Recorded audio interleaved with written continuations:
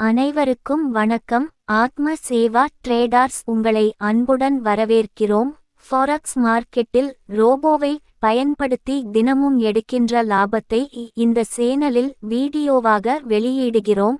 நேற்று ஆகஸ்ட் 12, 2024 அன்று நமது ரோபோ எடுத்த லாபம் $7.92 மற்றும் ஃப்ளோட்டங் ட்ரோடவுன் -$5.